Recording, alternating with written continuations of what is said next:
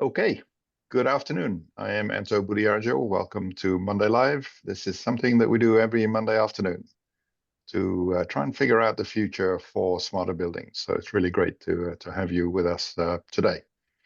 So we are listed on mondaylive.org, just in case you're wondering who we are. And just to point out something that's quite important, that the views expressed here are personal, not of any company or organizations. Keep that in mind. And please do post questions and comments on the Zoom chat. Making this interactive is always great for the conversations. I look forward to that. And if you want anything that's on this slide deck, it is also available on the homepage of mondaylive.org. So this being March, we are starting a new month. And our theme for this month is, are we AI ready? That was kind of the question that we've been asking ourselves over the past few weeks, and we thought we'd turn it into a month-long conversation. And thank you, Danielle, saying yes. Presumably you're saying you're ready for AI ready. Got it. But is everybody else, is the industry ready? It's kind of the framing of this. And so we're going to have our agenda today, our normal sort of chit chat, and then we're going to really pin down the real question is, what does AI ready actually mean? Right. So we say we want to be AI ready, but what does it actually mean? So hopefully we'll have an interesting discussion on that. But before we do that, I'm going to hand it over to Ken Sinclair for some updates from automated buildings. Thanks, Anto. Yes, that's a big phrase. Are you AI ready? I'm not sure any of us are ever going to be AI ready, and AI is going to be changing, and we're all going to be learning for the rest of our lives. Anyway, I apologize for having such a messy graphic, but there's a lot going on. Up in the top left-hand corner, we have a recap of last Monday, which was, sorry? Oh, okay. Last Monday, I think it's a good summary of where we are, and it leads extremely well into the Are You AI Ready March program. We're starting to get our all of our video that came out of AHR Orlando. We've applied the too long did not read. The videos are too long and nobody's going to watch them. So we're going through and having AI do a summary. Does a great job. It's amazing. Always amazes me what it picks out. And I think Kelly's using a combination of Google's and actually she's even doing a bit with DeepSeek as well. So that's starting to go well. And Kimon wrote a great article, why we ask why and here's how. That's a great summation, I think, of where our industry is and is going right now. So definitely give that a read.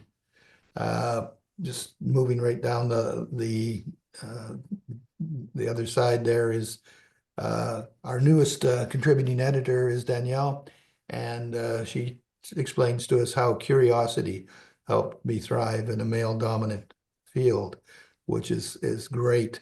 That opens us up into March at Automated Buildings is Women's Month, and we'll be having a lot more articles. I think Women's Day is March 8th, and I hope I have that date right. And it's also History Month, so I think women are extremely underutilized in our industry, and we need to, get more of them into the forefront. So I think that's a good thing. And thank you, Daniel, for starting us on our journey. Down at the bottom there, down to the bottom left-hand corner, what I've done here is everything along the bottom of the screen is sort of what's trending well on automated buildings. And this was one that Kimo brought to my attention, is what happens when two AI agents realize they're both AI agents. Well, the first thing they do is they stop speaking English language because That's a very cumbersome way of communicating. And they then switch into machine mode and go a lot faster. And they do the same thing when they're sharing pictures. Why would I send back and forth 10 megapixel files showing you the difference and the things I want you to change when in fact I'm only changing 3 bytes in the picture? So it's all of a sudden we start to see the efficiency gain that AI has over us mere humans. I think that's a good thing to get your mind around, is that AI is not going to do it the way you do it. And it's going to laugh and giggle a lot at you. So be prepared to be humiliated. Um, the next one that was scaling well was our, a little bit of pun there, I guess. It was the Scale 22, which is uh, basically an event, and quite a few of our folks are planning to go there. And I think you're going to have, I believe the word was what the heck? They had a cute word for it. A gathering of the people. Birds of a feather is what Birds you're of a trying. feather. Thank you very much, Anto. I knew it was cute, but I forgot what it was. Birds of a feather. So I thought that was an interesting thing. So they, as part of this scaling, they've got all of these areas that they're all looking at, but people who are looking at building automation can all go to a room and have a little chit chat. So it'll be interesting to see. It's the first time, I don't think any of us have been at this event before. So we're excited about where that might go. Also down, just going straight across there, there's a picture of Kimon and the 75. That's a great interview. That's been trending extremely well on our site. And then one that just popped up a few days ago is, and caused me to write a quick article, is opening open with open hardware. And we started way back in, I guess it was 2019. We did a AHR session on this, and it was extremely well maintained. It was maintained, extremely well attended, and the folks, we jammed the room, and it was more like a college type of presentation than was a AHR, and we had some amazing thinking there. But the general premises is that as the hardware develops and becomes cheaper and more powerful, and it becomes available to the masses respond with open hardware, and then they start using open software. And I think the Linux is an extremely important piece of this, to make this free, not free and open to not only just big companies, but to the individuals. And so some of the original staff, original editors that were involved in that, are still out there in the industry. And it presented a new product that has just sort of been invented out of pieces in the industry. And that got circulated, and some of the discussion and the people that are supporting that, and I'm calling it the home lab, brings the development lab home. So now we've got the home hobbyists are actually building AI agents. They're not quite there yet, but they're starting to, they've got the powers in their hand. And I akin that very much to the DDC industry, which I grew up in, where I saw at one point there was like 75 DDC manufacturers and people making all kinds of little weird and wonderful systems. And eventually that had to shake out. But the innovation that occurred in a rapid amount of time by a whole bunch of people. And the other thing that is incredibly interesting is, if you read through the comments, is how global it is. You basically have got people from every corner of the world talking on a one-to-one basis. So and typically, we're seeing trending in the hundreds on the stuff that I post on automated buildings. As soon as I ventured off into these woods, we're starting to see thousands of people that are actually interested in what this is doing and are actually able to make these systems. So anyway, a little too much said there, but back to you, Anto. Okay, thank you again. Lots of interesting stuff as always. And something that sort of came to me actually from Roger is this document that's been published in the UK by BCIA. BCIA is an industry association focused in the UK for obviously building controls. And they've been on Monday Live. We've had several people over the years talking here. But they put out this handbook. Do you want to tell us all about it, Roger? Yeah, sure. I mean, it's one of a lot of different items, the documents that are available. But basically, the BCIA was originally created by all the controls suppliers. Actually, they were kind of contributing to about 3 or 4 different trade associations, and we all got together and actually created one trade association, which was called the Building Controls Group, which then eventually morphed into this. And the difference is that it's not just manufacturers. There's now about nearly 190 members. Good, I would say 60, 70% is now system integrators or controls contractors, as you might call them, along with all the, every single manufacturer that supplies into the UK. There are some consultants and metering people, but it's purely around our industry. And they provide training courses for anybody. They've supporting apprenticeships. And there is, a load of documents out there. So it's actually, for the industry. And I, do go and have a look and visit the site. I'll drop a link on in a minute in the chat.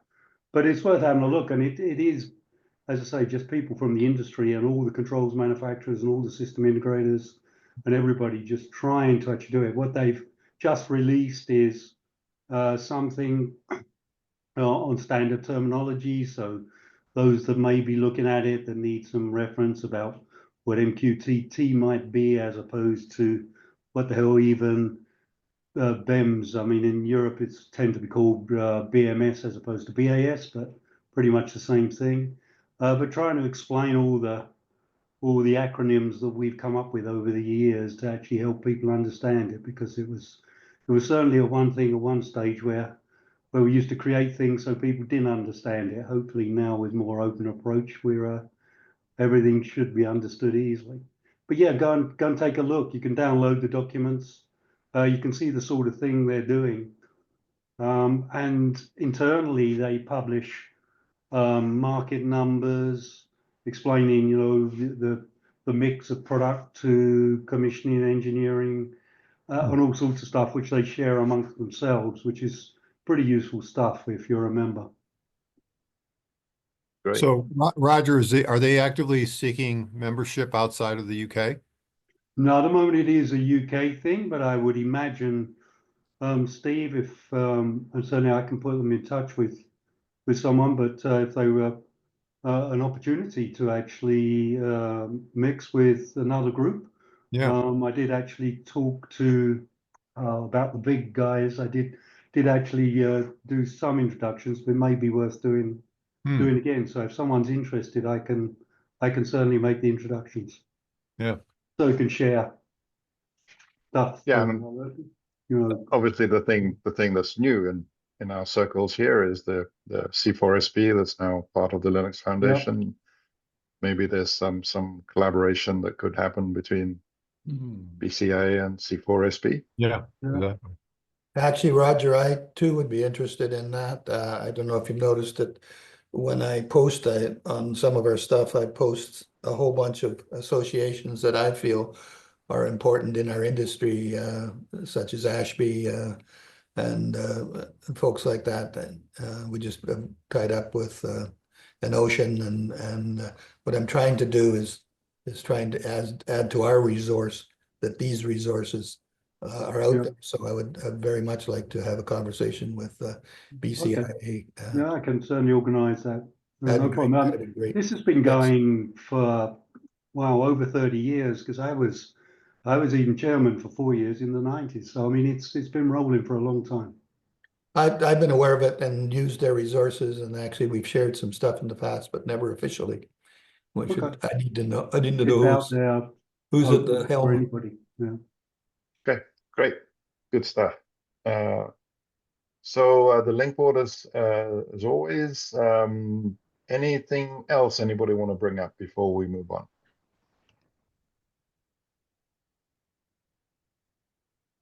This is Keith. I'd like to bring something up if that's okay. Go All right. ahead. So we've been at this for 4.5 years. There seems to be just a lot of confusion over definitions. So I thought it'd be great to just take 2 minutes and just kind of talk about definitions of AI, machine learning, and autonomous, if I could. So all this stuff is straight from the dictionary. It's not TED Talks, it's not people's opinions. This is what it means. So AI, what is it? Technology that enables machines to learn, understand, and act or imitate human intelligence, i.e. machine intelligence. Machine learning, a type or subset of AI. So that means machine learning, all machine learning is AI, but not all AI is machine learning. That allows computers to learn and improve without explicit programming. And by the way, that doesn't mean that in order to be machine learning or AI, that it programs itself. It can't self-create. So obviously a human has to program it around the first time. That's meant for ongoing operation.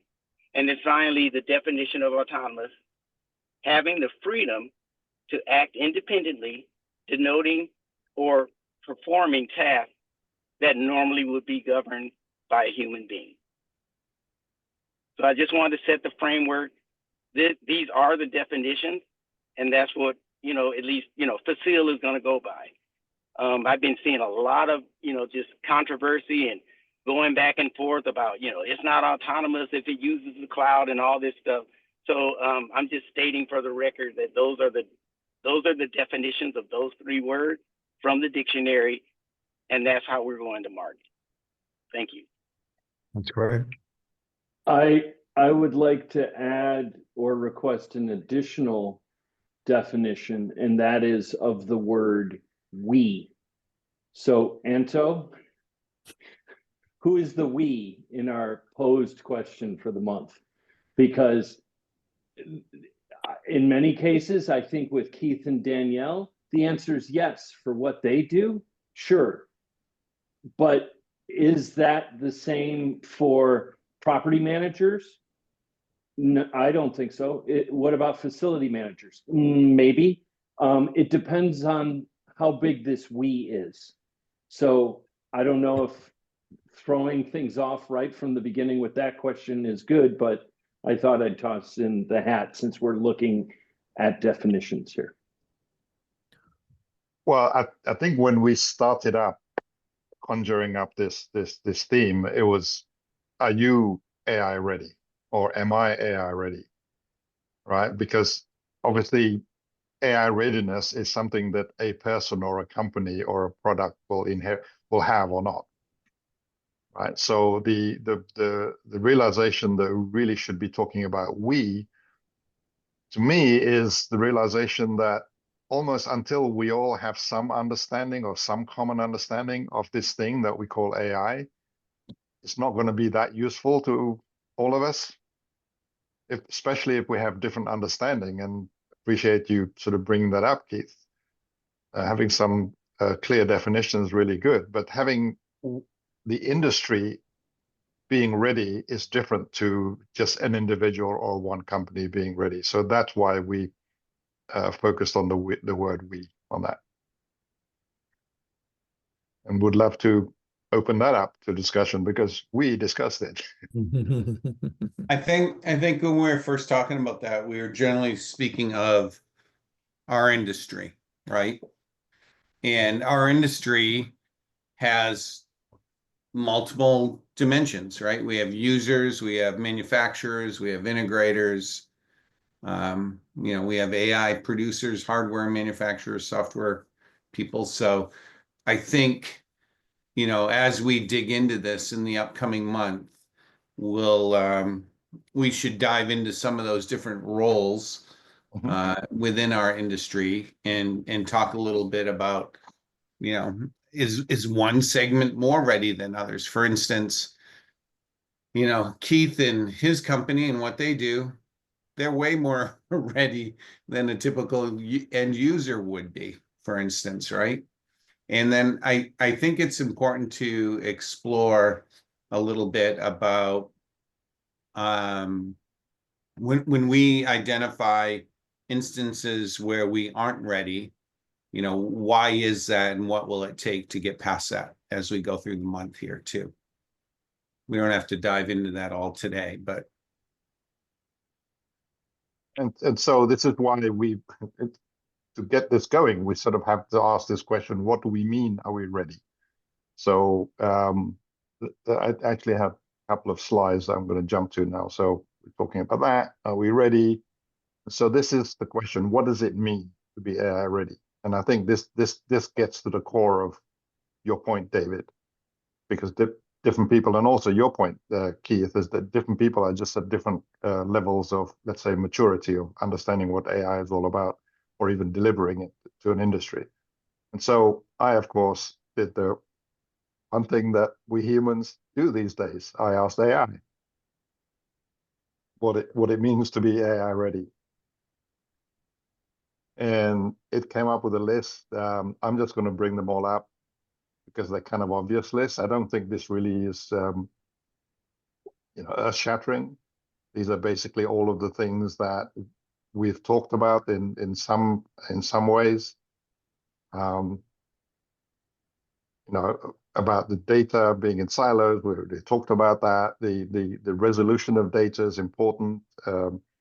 The normalizing of data is important. The sort of real-timeness and historical is important.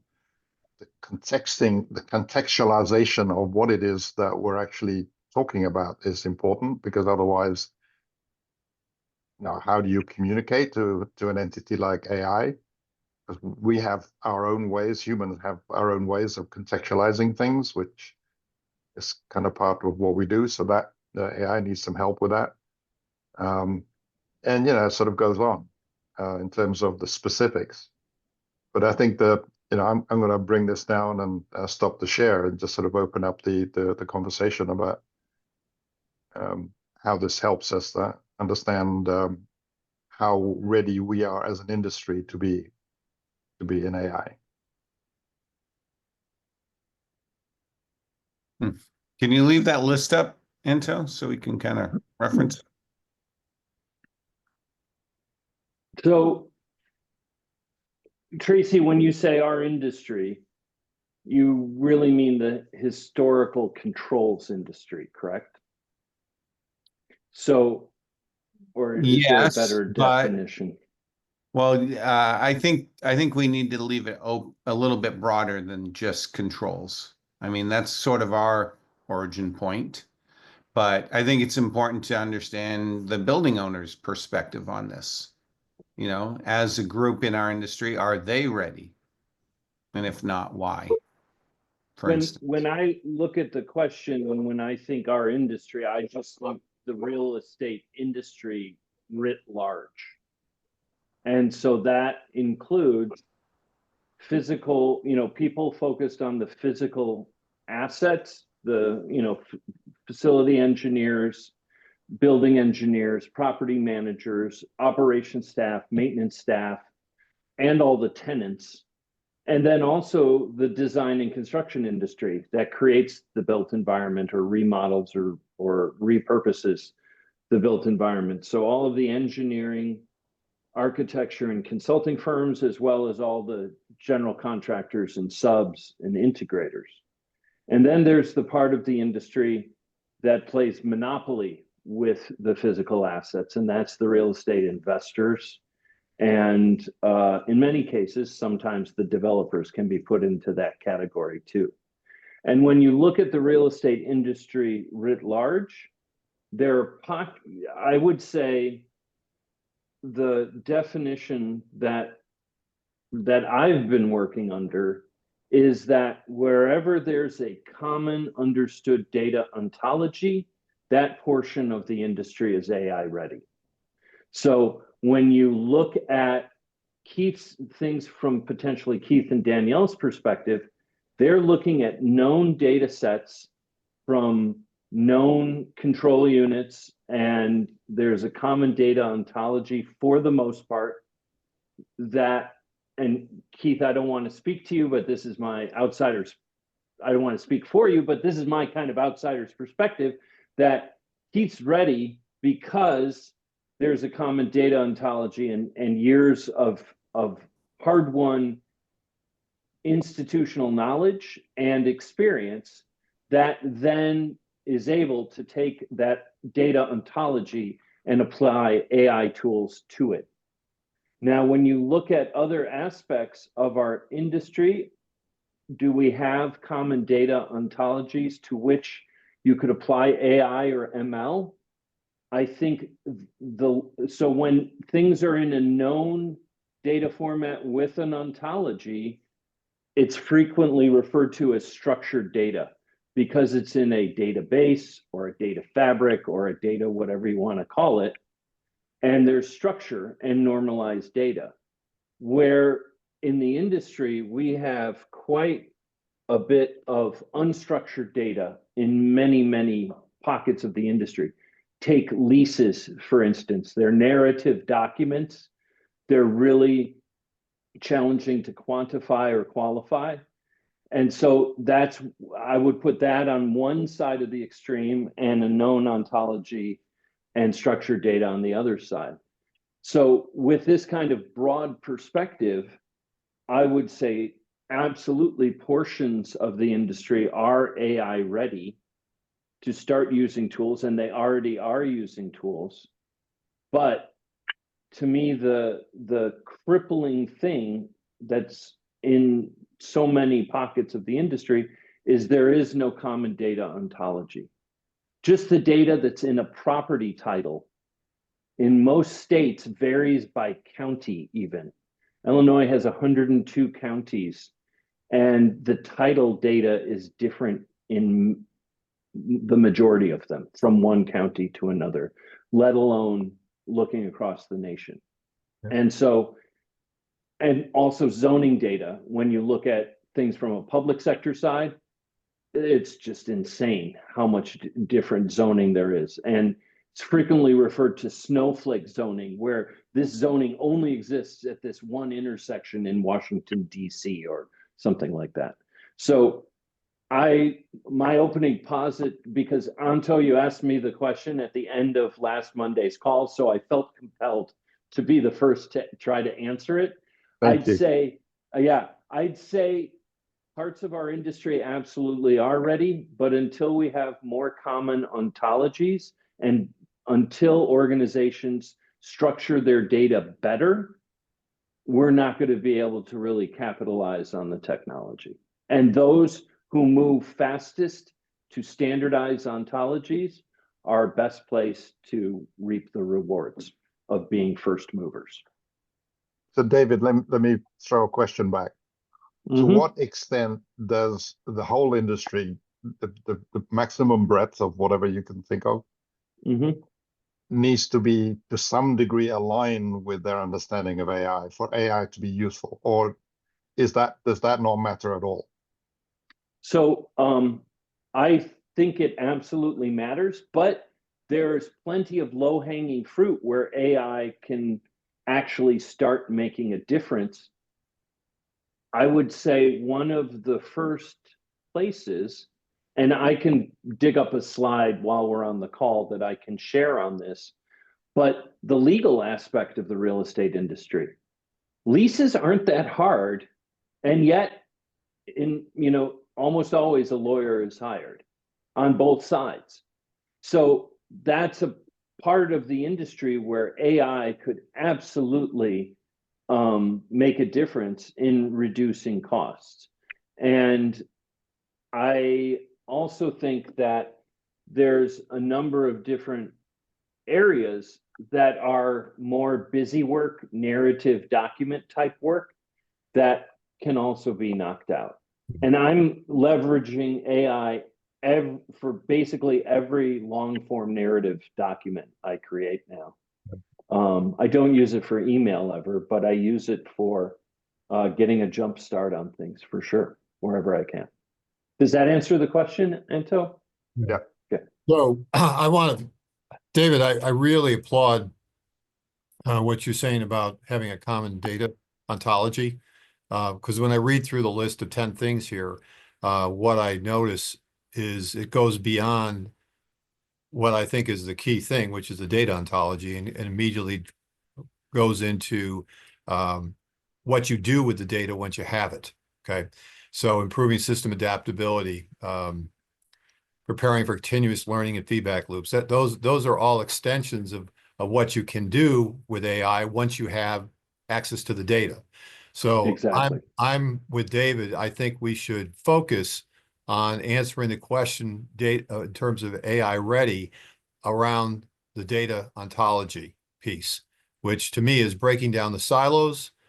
Because when I listened to him describe the 100 counties in Illinois, I'm just viewing. I'm traveling around the state of Illinois, and I see a silo, and this one's painted red, and the next one's painted pink, and the next one's painted blue. Right? They're all silos, but they each had to make it unique in some weird fashion, and therefore, you can't share information, right? Which is ridiculous. So yeah, break down the silos, have a structured and normalized data that allows you to get both real-time and historical information out of the system. Now you can do something with it. It's all about enabling the tools of AI to do what they're able to do and are going to continue to evolve, but it starts with the data and having a common ontology.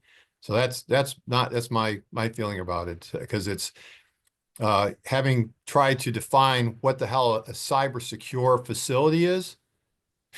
Man. Yeah. Yes, thank you. Thank you both. This is Keith. I'd like to just interject, and really it's a lead in to, I'd like to tee up Jim Lee, if he doesn't mind, because Jim, I'm having flashbacks. Okay, so 20 years ago, Jim Lee and I collaborated on creating the very first fault detection, FDD system, right? So Jim, we were working with gas companies, Sempra Energy, all that. Right. And I'm telling you, it was the same exact discussion. Do we have data? Is the data secure? Is it ready? Is the ontology straight for us to avail ourselves of FDD? And frankly, I don't believe that we have to prepare ourselves every 10 years to prepare the data to take advantage of a top side application like fault detection, maintenance management, AI, etc. And I'd like to agree that we've already had this discussion and we don't need to be having the data sufficiency discussion every 10 to 20 years. Jim, your thoughts? I agree completely, Keith. In fact, I look at AI differently. So if you look at the fundamentals that we got 20 or 30 years ago from BACnet, in terms of having fundamental data definitions and agreement on behavior, that was basically enough to get started in the analytics business. Mm-hmm. Now, additional data is a wonderful thing, right? Haystack tagging, brick, ASHRAE 223P. These are all wonderful things. BIM models, getting more information. But fundamentally, the first uses of AI for us are actually creating those models and translating from what's already there to ontologies and models that we have in our systems that we use to do analytics. So I think that I completely agree with Keith We don't have to get ready again because we're on a spectrum of having been getting ready for the last 20 to 30 years. And I would say that as an industry, we're actually further out in front. And a lot of people always talk about how, other industries are further ahead. But in terms of agreement on how we represent data, we're much further ahead.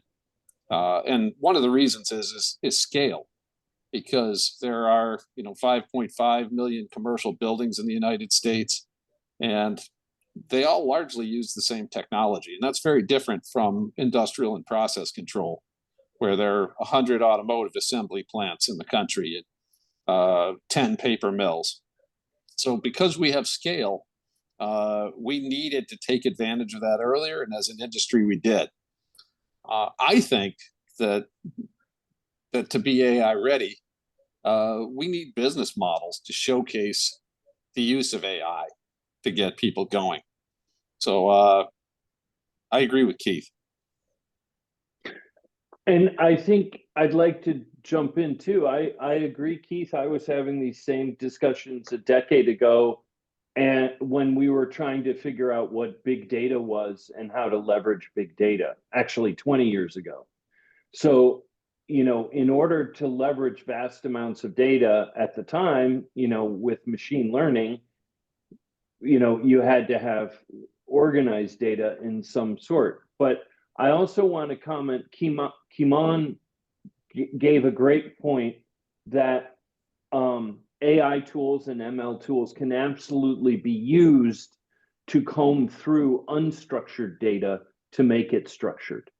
And so I think that's a very fair point, and that ML and AI can be used to take unstructured data and make it structured data.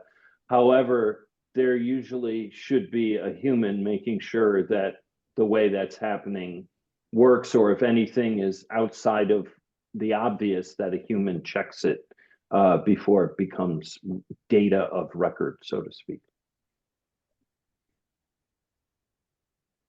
Yeah, then there's the problem with the fact that a lot of systems are not actually producing data. And I think we talked about that. We've talked about it a couple times. It's like, we're talking about building automation systems, or one definition of the industry is building automation systems. And they're present in, according to Johnson Controls, 5% of buildings. So those 5 point whatever million buildings. Excuse me, 5% of them are actually connected to the internet. Most buildings are stranded and they're not actually producing data. We're not collecting data, or they're on a server that's a proprietary server that you can't easily get the data off of. So in the building automation system, and then I went upstairs real quick just to get my my building controller. You guys recognize what that is? It's an X10 controller. I'm still looking for the Ethernet port on this thing. No Ethernet port. You can't get data off of most of the controllers that people are using in their buildings right now. And so the whole idea of, we've got some ontologies for some of our buildings that we can use, but an awful lot of buildings, an awful lot of the machines in those buildings are not connected at all, and we're not collecting the data at all. So it's easier to go start to look at the unstructured data that makes up a lease or a maintenance record or something else, and those areas are potentially more AI ready than what our beloved building automation systems are. Rick, you make an excellent point, but let me make a counter argument, which is, why do you still have X10 controllers running your house? And that's not meant to be a derogatory thing. It's actually, is there enough value for you to deep six the X10 and get Ethernet ports in there, or is there not enough value? To me, that is the question as to whether we're AI ready or not. That illuminates a major issue in the industry in general, right? The tipping point at which it makes sense to invest in something new, because otherwise everybody just keeps what they have and keeps it running for as long as they possibly can squeeze another drop out of it, right? Right. Yeah. Not having data, though, as as Sharon Dingus pointed out at the summit, not having data means you're not managing that building, because you can't manage what you don't measure. You can't measure which, what you can't see. And that was, I think, her point, is that, so those buildings are running, a lot of buildings are running using the old technology, not truly being managed, because they certainly aren't being optimized. The data isn't being collected. And so we have to point out just how bad that, what that's costing. And it's not just costing energy. For the last 20 years, we've been focused on the fact that we're wasting a little bit of energy by not being connected. And we're actually wasting a lot more than that. Mhm. The total cost of ownership of running buildings without data Yeah. is. So your 10 point, Rick, is that accessibility is really table stakes before you even get to the discussion of the data ontology. Yeah. You gotta be able to get to the data first and foremost. And if you can get to it, then you can look at whether the ontology is something that can be easily dealt with. I think Keith and Jim's experience is that we've gone through the data ontology discussions for decades now. We have very good ideas on how to work with what's already out there. But to your point, if only 5% of the buildings have a connection to the outside, it's moot, right? So that has to get solved before you can take advantage of AI in any way, shape, or form. Absolutely. And I think Rick makes excellent points. Yep. But I still think the key thing that we have to articulate as people on this panel and in this industry is a story that makes that compelling enough that people will make the investments. Mm-hmm. So if it's not energy, Rick, if it's operations, maintenance, regulatory issues, whatever the value propositions are, we need to articulate those in order to get people moving. Because the technology, as Keith said, technology exists now. We keep making it better to extract data from buildings, right? Now, sometimes that's going to require investment in new technology. So, whether it's ever going to be cost efficient to take data out of your X10 or not is questionable.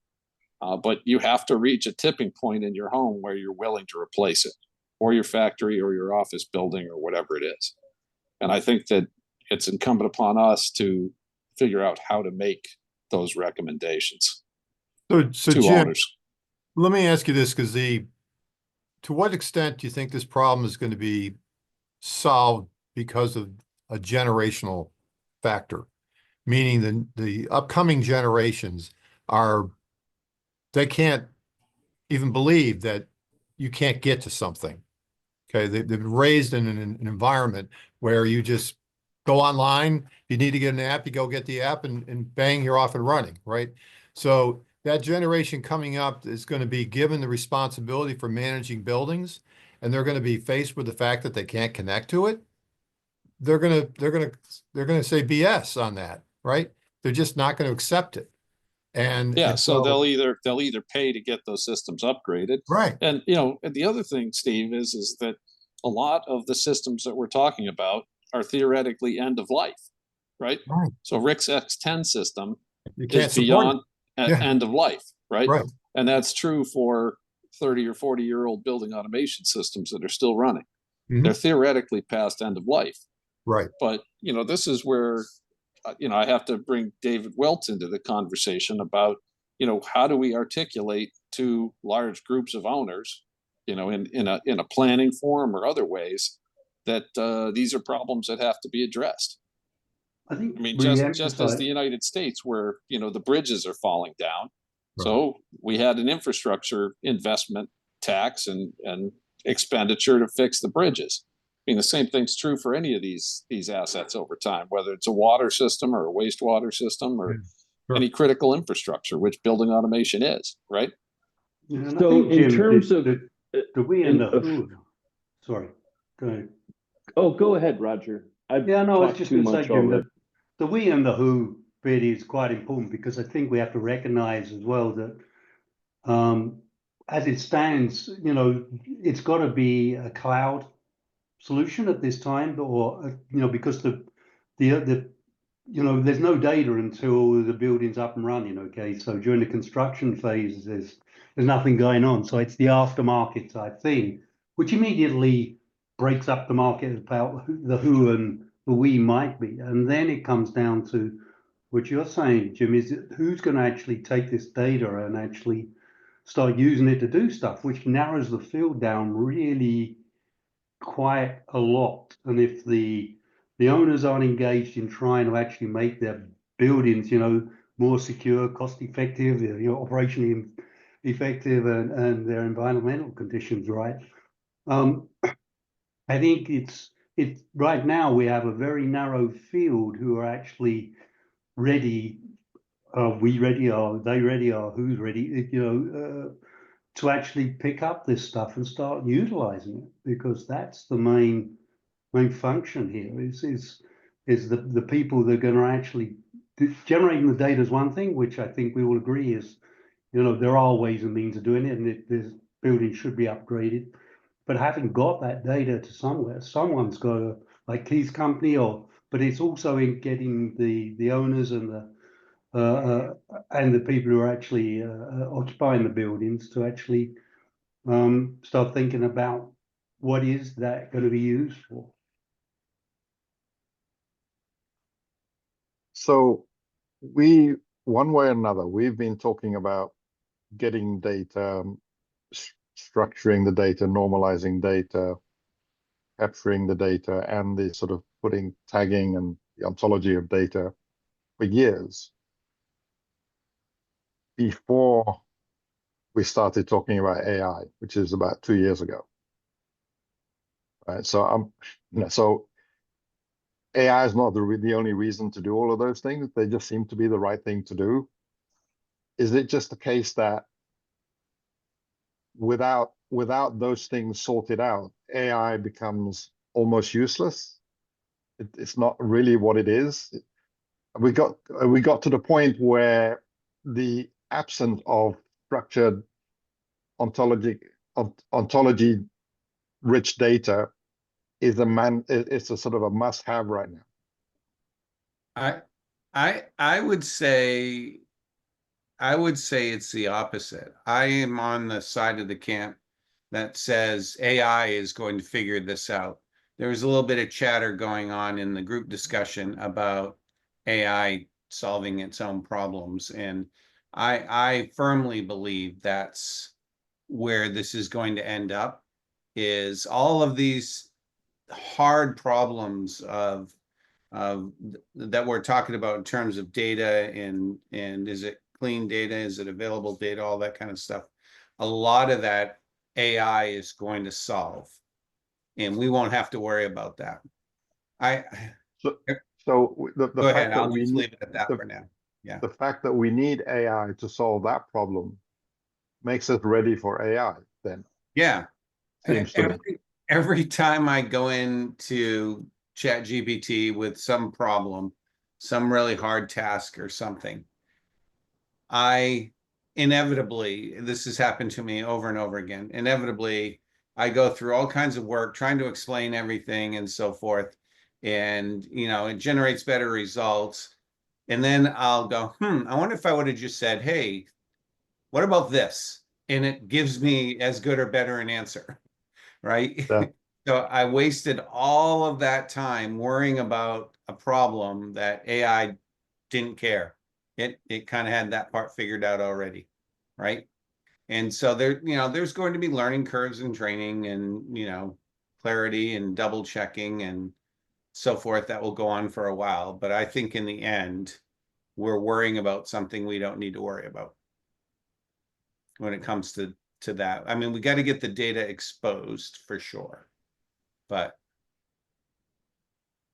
past that, I think we use the tools to figure out how to use the tools.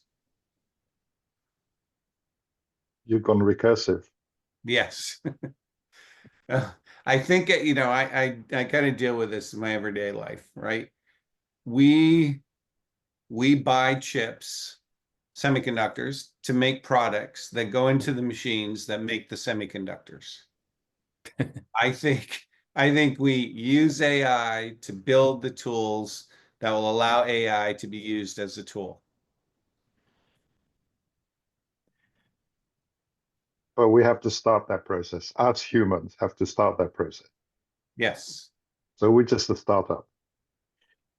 Well, it's interesting. You can ask ChatGPT, how bad is my building running on average? You can ask ChatGPT, how do I change a server-based application to be an AI-ready application? I did this morning. It was interesting. You can ask ChatGPT, what do I do to change a sensor network, a proprietary sensor network, to an open sensor network? And it gives you an answer. There's an awful lot of stuff you can use ChatGPT to do, to Tracy's point, to start to figure out how big is the problem that I've got for myself here. What would it look like if it was fixed? And what are some steps to use to go start in that direction? And of course, with C4SB, the Linux Foundation, that's happening in all these different industries, and people are saying, well, I've got to use AI one way or another because my board is asking me whether I'm using it or not. And as the Linux Foundation, the Linux Foundation is saying, hey, when your board asks you whether you're ready for AI, here's some steps you can use to get your silos ready for AI. And because that's happening in every industry where the board of directors is asking, how extensively are we using AI? Because I've heard that if we use AI, we're going to be a much better, leaner, more competitive machine. And so, yeah, using AI to solve the AI problem is pretty funny. So and I to your wanted point, to, just one quick thought, dude.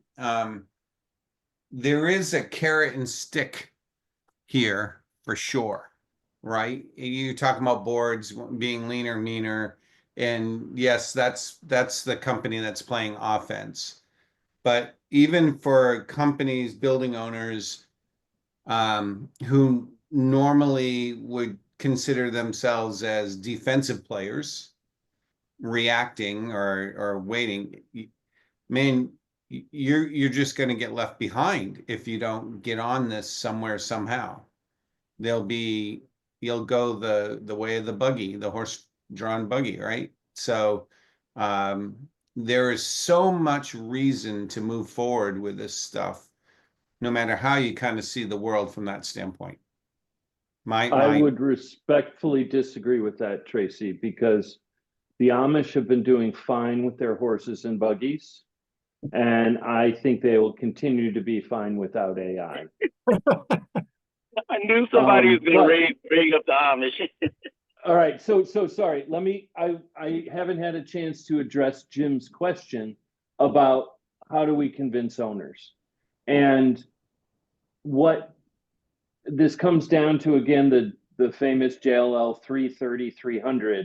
How much doesn't, so building owners building investors and real estate investors don't care about the energy consumption in the building because it's just passed on to the tenants in one way or another, either in triple net leases or in gross leases.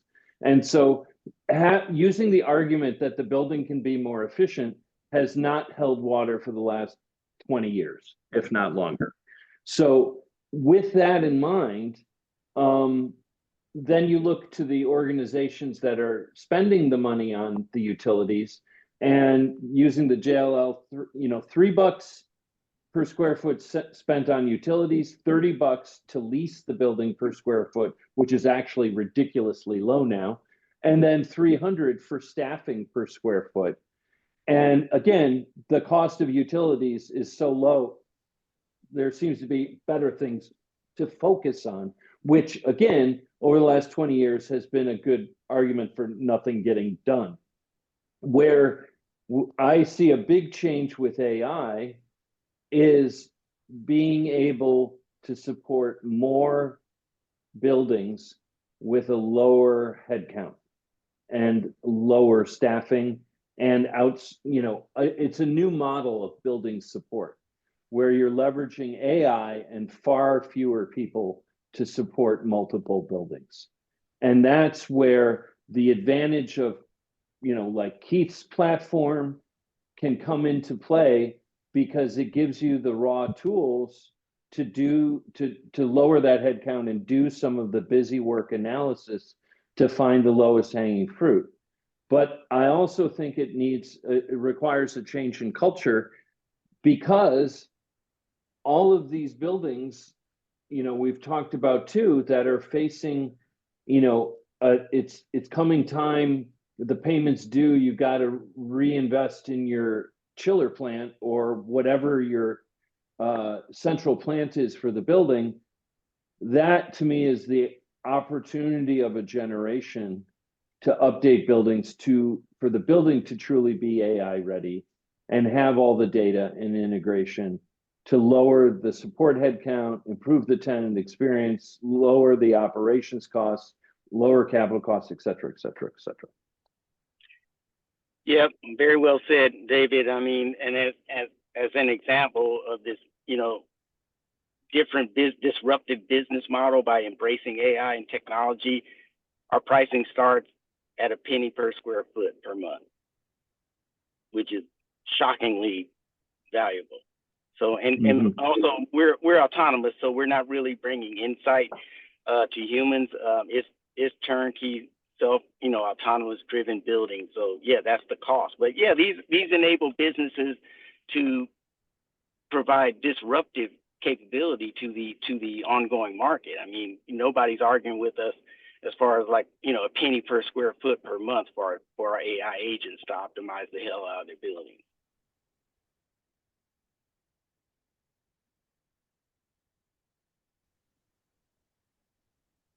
Okay, so we're at the top of the hour. We do need to bring this to a conclusion for this week anyway, but I suspect this is going to be a really good month of conversation. Ken, you've been a bit quiet for most of the call, just like me. You want to just quickly wrap this? Well, I think the overview is there's a lot of opinions. We're all looking at AI as a different tool, and I think that's good. And I think the fact that we are identifying and adopting what is our AI allows us to determine whether we are AI ready. But when you think you're AI ready, you may not convince your client that you're AI ready, because his attitudes are going to be quite different. The power of it has not been completely understood yet, I think. But what I applaud is that it seems to be slipping out of control of a few people and is sort of reconfiguring for the general masses. And I think that's exciting, that we're all building what we think AI is, rather than somebody giving us something and saying that's AI. AI is what we make AI to be. I think that's a fantastic place to leave it for today. Well, the other thing too is that we got a month to keep telling this story, so we don't want to give the punchline yet. Anto, I want to just, I guess, add my final thought regarding the next generation. So they're going to, like I said, they're going to want to have access to the building. And then it's going to ask the question, well, how? What's it going to take? Their bosses, they're going to say, well, what do you need to do to get it, to make it accessible, right? So I think this is a great business opportunity for systems integrators in particular and vendors to be ready to answer that question, right? Because the technology already exists. This is not rocket science, but the question's not being asked by the owners because up to now they haven't cared, right? And my contention is they're going to care, because the people they're the only people they're going to get to run their buildings aren't going to accept a non-accessible building, period. So they're going to put the pressure on, and then they're going to have to come back with the answer for how much it costs and who's going to do it. And so this, this gives the an opportunity for the service providers to go out and be ready to answer that question. Yeah, it almost feels like they don't know how to ask for it, building owners. Maybe that's one way of thinking about it, is they're not quite sure what to ask for, other than, reduce my ... energy or whatever. But yeah, good point. All right, so we'll continue this next week. So thank you all. Hope you have a great week, and we'll get the video up at some point, and we'll see you next week. All See right, ya. thank you. Cheers, Bye guys. bye. Bye.